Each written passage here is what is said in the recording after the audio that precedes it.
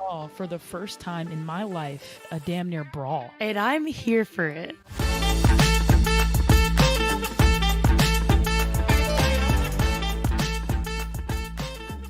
Welcome to episode 2 of Softball Speakeasy on Softball America's podcast network. If you're new here, my name is Raine Wilson, and I'm a former Duke softball player, now analyst and broadcaster. And I'm Kelly Torres, current Duke softball catcher. Softball Speakeasy is a podcast that will be giving you a behind-the-scenes look at Duke's 2024 campaign. We'll be following storylines throughout the college softball season, and we'll aim to give you next-level access into what it's like to play college softball at the Division I level. We'll share stories, laughs, and of course have some fun. But before we get into the meat and potatoes of the episode, we have to thank you all for the overwhelming support we received after episode 1, all the comments, the likes, the subscriptions. We read everything, so please follow us at SB Speakeasy on all platforms. Comment, like, subscribe. And speaking of commenting and liking and subscribing, we received a ton of questions across all of our platforms that we will begin to answer at the end of the show, so stay tuned for that, because we received a lot of them and they're really, really good questions. But without further ado, let's get into episode 2. Kelly, you're back on U.S. soil.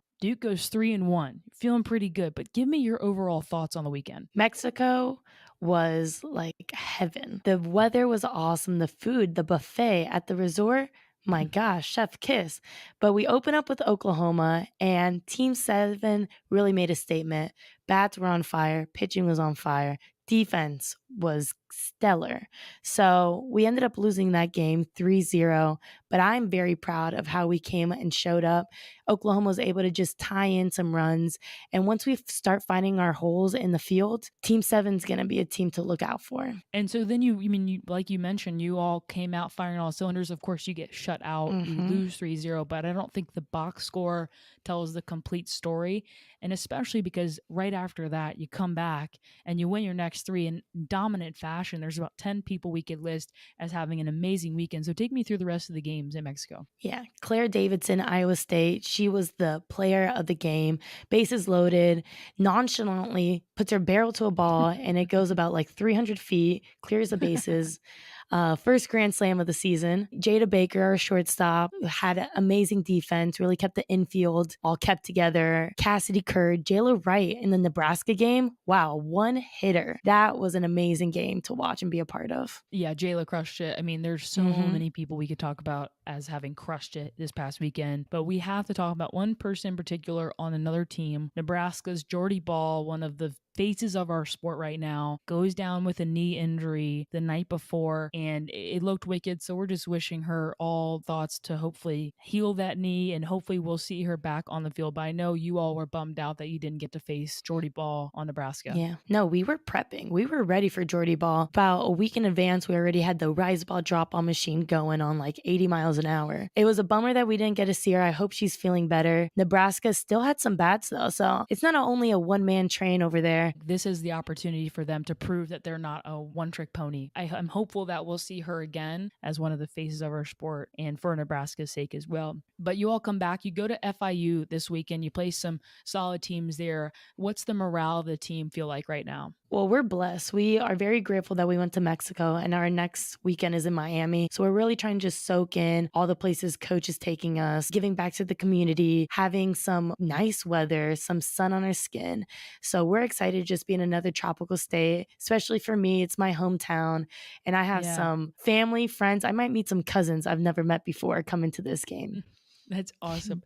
Yeah, we should speak on quickly what Coach Young has done for all of Duke softball throughout my career and now yours. Whenever we go anywhere, she takes us to the coolest places. I can remember going to Louisville and we went to the Muhammad Ali Museum. I can remember going to Atlanta to Georgia Tech. She took us to a Braves game. Like any city we're in, she always wants us to be there culturally and to donate our hours to community service. So Coach Young is one of the best in the sport at that, and I'm so thankful for all of those experiences that we got to have as a team, because Mexico is just one of them. And what a cool experience that is. Yeah, couldn't agree more, Raine. Duke crushed it this weekend, but let's talk about another Yes. team in the ACC, Florida State, losing to Charlotte. But you and I both know Charlotte is a pretty darn good team. You faced Charlotte in the regionals last year. I was on the call for that regional, so we got to see firsthand how good Charlotte was. And I'll give a quick little recap of their weekend against Florida State. So they come out, they beat Florida State in extra innings, night game, amazing softball game. It had everything. It had illegal pitches, it had reviews, it had close calls, but they come out with the victory against Florida State. They charge the field, they're throwing up water. It's the biggest win in program history. And then the next day comes and they play Florida State again. And Florida State, I don't know if they were sleepy the night before, but they were not asleep for the game too, because they came out and they dog walked them. What's better for team morale? Is it to lose 2 games back to back really tight, one play away from winning the game? Or is it better that you win that first game extra innings, you come back the next day fired up, you feel like you're on the same level, and then the other team just dog walks you? What's better for team morale? Raine, you never want to be dog walked. You never want to be dog. No, never. So whatever option is the other option is the correct one. But I do think it is good for Charlotte to see that they can beat a team of that caliber, but then the next day to come back and have that same team just wipe the floor with you cannot feel good. But we'll see. I know you and I both know Charlotte's a great team. Florida State's always good. So it'll be interesting to see where they end up. And we'll see if Charlotte's back at the Duke Regional, because that's a very real possibility. So we'll see what happens. We play Charlotte every single year. It's not even in regionals. It could be a midweek, a weekend in Charlotte. Every game we play against Charlotte's always close. They come out and they compete their butts off with whether it's grass in the circle, their bats, and even their defense. I love how they have like baseball shifts. They take their stuff seriously over there. They are building something really, really wonderful there, and congrats to them. And we'll see, what happens down the line. But speaking of ACC teams, let's talk about another ACC team and some drama. Let's talk about Virginia Tech going down to Auburn. Virginia Tech ends the weekend at 4-0-1. They tied Auburn in the record book or in the scorebook. Yeah. But that's not the full story. It is I watched the game live, but Kelly, I know you have a friend at Virginia Tech who told you the story, so please feel free to share. What I heard from my side, I wasn't able to watch the game, so you might have a better understanding, but 5th inning, tied 5-5. Come 7th inning, bases loaded, no outs. Virginia Tech hits a grand slam. Now it's 9-5. Rain delay, starts raining. Virginia Tech didn't have a problem with the rain, from what I'm hearing. They were balling. They kept playing their game. Auburn asked for another ball. They got the new ball, then would throw that ball back, asked for another ball. Obviously did not want to play in that condition. Ended up getting a rain delay. 3 hours later, the game got canceled. Yeah, so the game reverted back to when it was a tie score. Virginia Tech, I know, was pissed, as I would be too. As anyone should. A grand slam, that doesn't come around every day. I literally turned the game off after that hit because I thought, no way they're going to come back 4 runs, Auburn. No way they're going to come back after the grand slam. I would love to have been in the freaking conversation between Virginia Tech's head coach, the umpires, and Mickey Dean. Probably very animated. I would love to be a fly on the wall. But Kelly, that wasn't even the most drama we had this weekend. No. We saw for the first time in my life a damn near brawl. And I'm here for it because I want to be a part of a brawl at least once in my college career. But let's talk about what happened. So ULL versus Cal, and you can tell when teams are like kind of butting heads a little bit. After a strikeout, the pitcher's like screaming and like looking in the other dugout. The catcher maybe flips the ball up a little bit higher and takes a peek at the other dugout. Like that was happening already. So ULL versus Cal. At ULL, it's raining. The Cal pitcher is pitching. She cannot get a grip at all. Cal is up 1-0. She starts walking people. Cal's dugout is like, yo, stop the game. My pitcher can't get a grip on the ball. Umpires say it's fine. So runner gets a third. And remember, ULL is down by 1 run, 1-0. Cal. And pitcher throws a wild pitch, gets to the backstop. They score. ULL was like lit out of the dugout, like pounding their chests and stuff. Then this is when the drama really begins. Cal's assistant coach comes flying out of the dugout, starts screaming at the umpire. Umpire immediately throws her out of the game. Her players try to pull her out. Then you can't see it. They don't show it. But then the catcher of Cal, and you can see the feet of a ULL player and the catcher kind of like getting tussling, And so then she gets thrown out. And then now the other players are coming out of the dugout. No, it was crazy. And we'll put the video up on our YouTube. If you're on listening only or watching on Spotify, go check us out on YouTube and you can see the full video. Crazy stuff. Cal was ready to throw some hands. They came out. They were supporting their coach. They were like, we're ready. Louisiana, if you're heading onto this field, we're throwing some hands. And Louisiana didn't. Like you said, it was only that one batter and the catcher kind of got into a little ruffle we weren't able to see. But I wanted the whole entire team to get out there with them. The problem is in the rule book, and this is good for you to know, is that if you leave the dugout, if you like enter the playing field, you're ejected. So don't, unless you're for sure like down to fight, Kel, like don't do that. Hopefully I'll be on defense, so I'll be on and I'll have my gear on. So it's like if you're fighting me, like hit my chest, you're good. I already have gear on. No, for sure. And you know what? I saw so many replies that I have a problem with on that clip.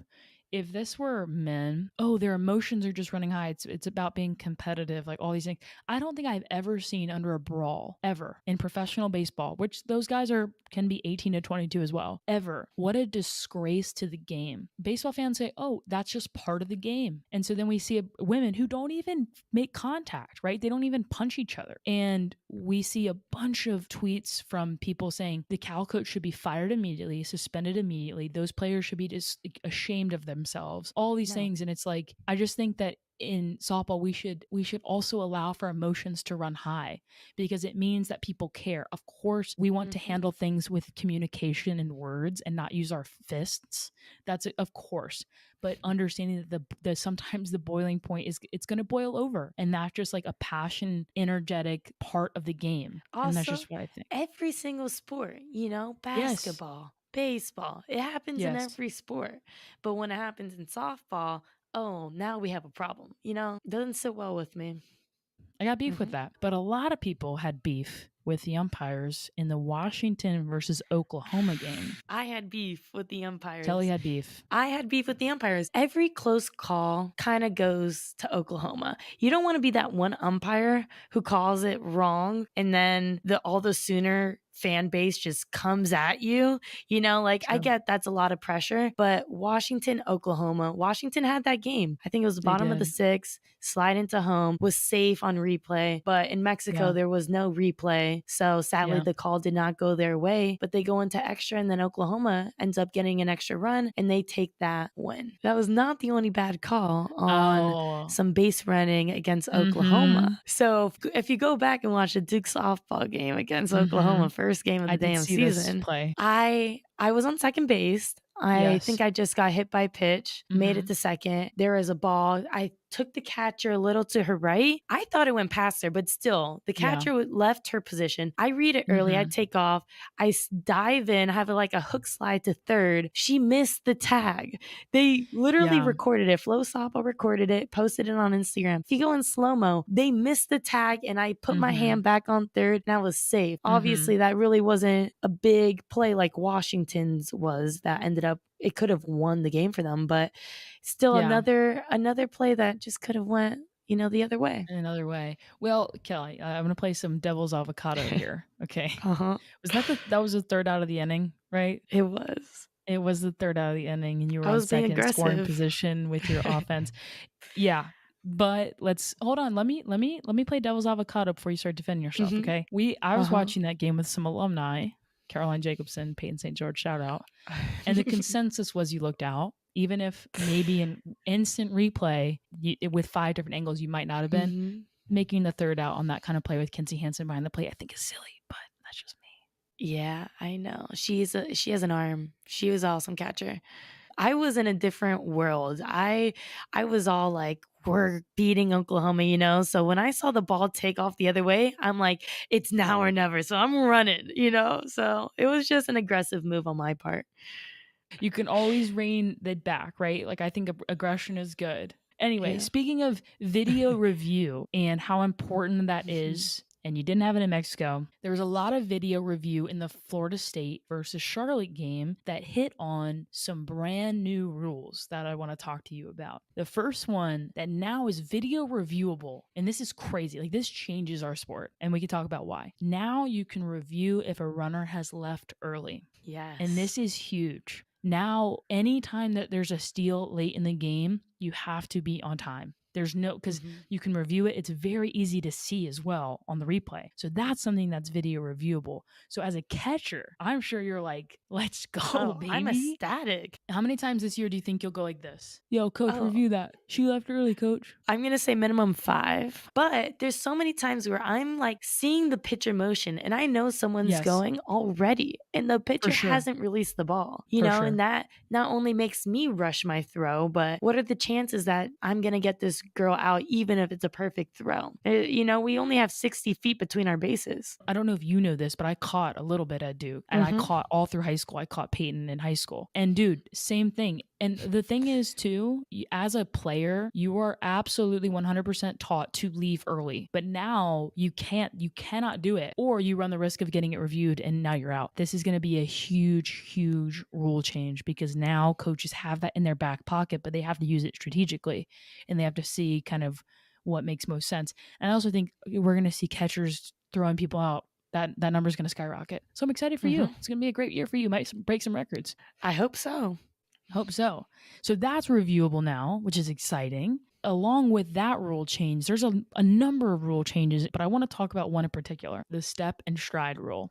It's to allow pitchers to disengage from the playing surface during the delivery, but they cannot replant. The slang leaping is totally legal, but they cannot replant their back foot, then engage again. So that is a huge rule.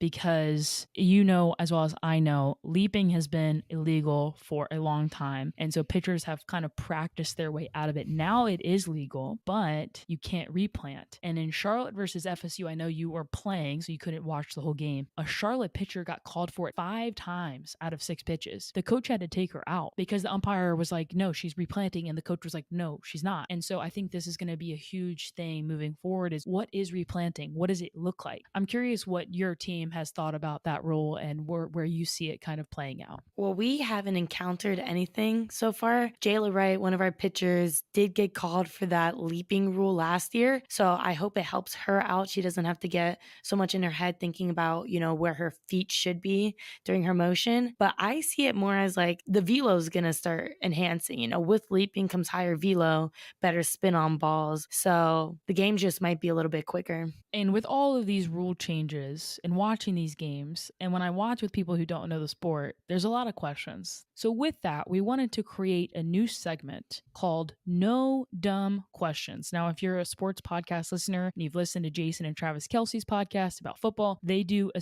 similar segment. And we wanted to add that because we think, you know, even if you're not a softball fan, I'm sure you would enjoy this amazing podcast, right? Watching with my girlfriend and our dear friend who don't know softball, I got a lot of really, really amazing questions. And the first one is, which position on the field has the weirdest personality? Weirdest personality. If I'm looking across the board, all the teams I've ever been on, I kind of have to go with first base. Oh, really? Oh my God, that's shocking. What do you go with? I was going to say pitchers for sure. Pitchers or catchers? Like catchers are weird too, for sure. You know, maybe I'm biased because I'm a catcher and I'm currently playing. So I'm like, no, we're not that weird. Catchers are up there. For sure. I mean, catchers are weird too. Like I'm full on that train. Like we like to get hit. We like are cool with that. And we're like down to like slug a bunch of gear everywhere. Like people don't realize like catchers are carrying 80 pounds of stuff everywhere. Pitchers are funny because they'll get up to bat. If they ever hit, they'll get up to bat and they'll swing and miss every time. Okay. This is most pitchers. I'm not like there's some that are different. They'll like swing and miss. Or they'll hit a ball 400 feet and they haven't taken BP in months. Right? Pitchers are so unique. They have to be unique because imagine a tight game, all that pressure is on you. You're going to either be the hero of the damn story or you can be the villain. And I would never last. That takes a certain character. How many pitchers percentage, okay, do you know that have a crazy parent? I can't think of one that doesn't.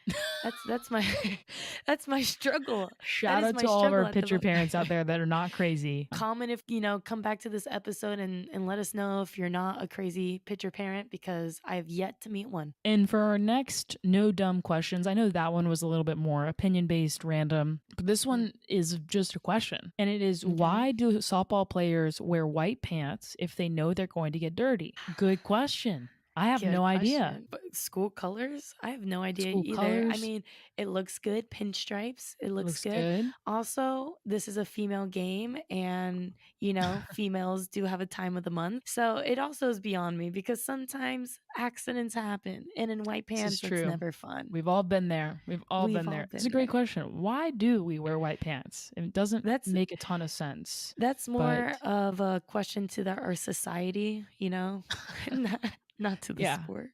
yeah. What's up, society? So those are our no dumb questions of the week. There's plenty more where that came from. But now I say we move on to our listener questions. So these are the questions that you all have sent us, texted us, commented, and we're going to hit a couple of those. And this is a big Mhm. one. This comes from a former coach of mine, high school coach, state champion. And he said, "What is the difference in tough coaching and abusive coaching? And what should an incoming freshman look for when they start in a program?" This is a big question. It is a Do you have big thoughts? question. Honestly, I still don't know the line between tough coaching and abusive coaching because it's the mindset, it's whatever mindset you're in when you're taking that feedback, in my opinion. Because I don't think a coach is ever doing something to hurt their team, you know, whether it's tone, whether it's the message, it comes across harsh or whatever it is. It's honestly for the betterment of the program for the team, but the way that someone could take it could be, oh, that's tough coaching or it's abusive. So Mm, that one's a little bit like, where's the line? You need to have more of a relationship with your coach. Maybe if you know each other a little bit more, it'll be easier for you. But mm. as an incoming freshman, what to look for in a program, I would say if you can find a school that if you get hurt or something happens, you will still love life at that school, then I think you found the right spot. I actually have a very kind of not very different thought on the tough versus abusive coaching, but I think there's a very fine line. And so I do agree with Mhm. you that it depends on the circumstance and the context, but I do think the tough coach is someone you know at the end of the day has your back and like respects you as a human being. The abusive coach does not respect you as a human being. And the best coach I can think of that has balanced that for me has been Josh Bloomer. And he is the current Arizona hitting coach because he would get on us so much and he would demand excellence from us. But you knew every day when you walk off the field, he still had your back as a human and he still respected you as a human being. He always spoke to me as a human being. And there were times where he and I would argue, we would yell, and in particular there were games that my heart was on my sleeve, I was showing too much emotion, he would show emotion right back at me, and then we would circle back later and have a conversation about it, and he would say, "Hey, look, I want you to know I'm competing. I want you to know when my voice gets raised like that, I'm not coming at you as a human, as a person. I'm just competing. I want the best for the team." And I always knew that that was his priority. I've had a number of, not a ton of coaches, but a few that are there for themselves. They're there for their own ego. They're massaging their own Mhm. ego through coaching, I think.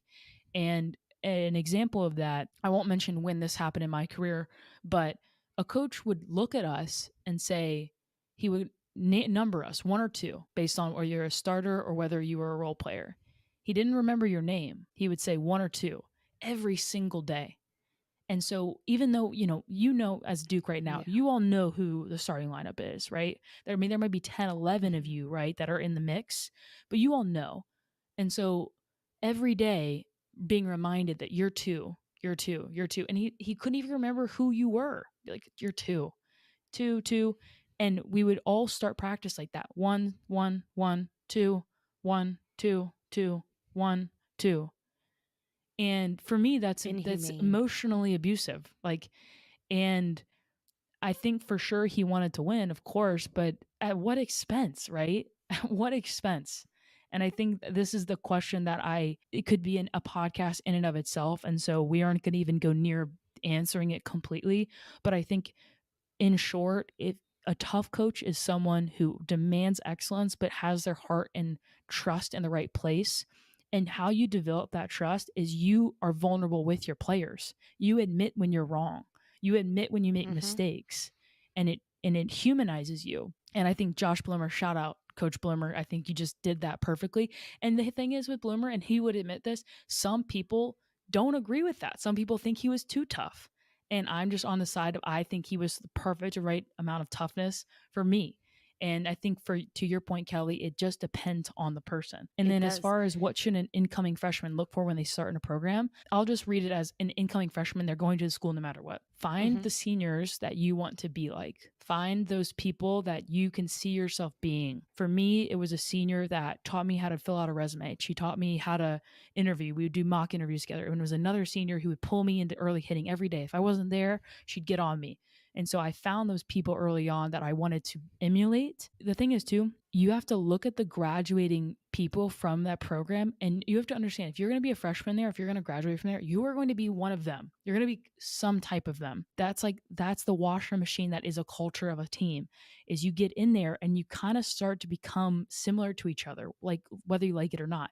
And it doesn't need to be like everyone likes the same things, everyone's interested in doing the same things. But for Duke, for example, our teammates are like, I want to be a neurosurgeon, I want to be a doctor, I want to be a lawyer, I want to be this, I want to be this, or an entrepreneur.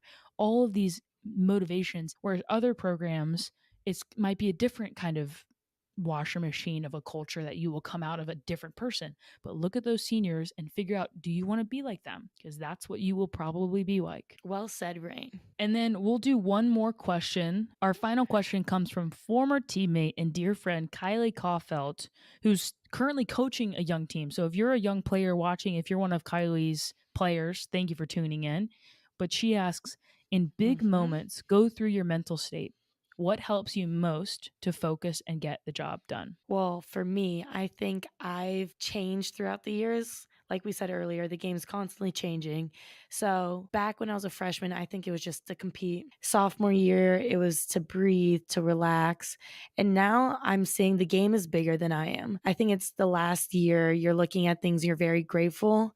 My good friend Kaylee Rodriguez, she played at University of Michigan, was diagnosed with cancer, and sadly it ended her career. And I have her on my helmet every game. And when things get, when the pressure builds, I'm just like, wow, what would Kaylee do to play another game? And that right there is just all I need to get my focus, to get my job done and play, not just for myself, but for something much bigger than I am. Well said. And well said. And I'm not playing anymore, but I can empathize in what I felt at that time. And I honestly, that was something I struggled with my entire career, was like big moments, because I had always tried to be perfect in those moments and made those moments so big in my mind that it paralyzed me. And so post graduation, post softball career, now my big moments are when I call a big game. Now my big moments are when I am, the first time I was ever on ESPN, which was last year at the regional. Like, those were my big moments where I get to recapture the opportunity to do well in big moments, because I've always kind of felt handicapped by my mind. And so for me now, it sounds like whatever, but it's breathing. Breathing is so important. And so that has helped me so much in trying to navigate this world of TV and being on camera and trying to talk live and not mess up, is breathing and letting things breathe. And I'm still a work in progress for that. But that is such a good question. I think if you're a player, you should spend as much time on that question as you do on your swing, on your fielding and all of that. So it's very critical. You have to remember, pressure is a privilege. Yeah. And pressure can do two things. Pressure could, press, compress, it can destroy, or pressure can make diamonds, And you got to look at it like, I'm coming out a diamond. Absolutely. Absolutely. So thank you all so much for asking those questions. I know that's just two of them. We have so many more that we'll get to next week as well. So stay tuned for that. Thank you so much for watching, listening, viewing, and subscribing. Softball Speakeasy comes out every single Wednesday. Watch us on YouTube. Listen, like, and subscribe wherever you get your podcasts. And make sure to follow us at SB Speakeasy on all platforms. It means so, so much. We cannot wait to be back here next week. We will see you then. Thank you so much. See you next Wednesday. Peace. Peace.